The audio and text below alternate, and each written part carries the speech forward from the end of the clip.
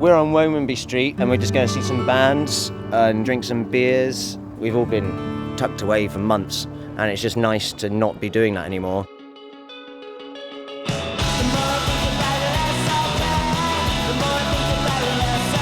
It's already busy and it's only 2:30 in the afternoon, so there's obviously a need and a desire to see music and a celebration of what we've got as well. People like me and parents who can't get out to the nighttime gigs, I get to watch a lot of bands in a quick succession.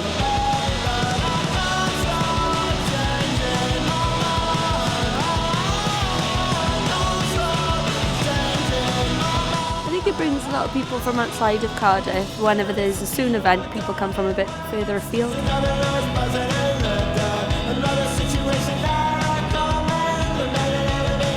Coming to a completely strange area where nobody knows, it's nice. It's just like starting again. You have to work harder in those kind of gigs. You have to really want people to like it. It's not as if you've got them on your side.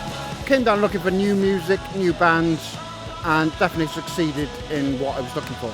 Well, something like this today is good because it creates a buzz around the city centre. Lots of people who love music come to it, and lots of people who don't know a lot about music tend to come to it as well.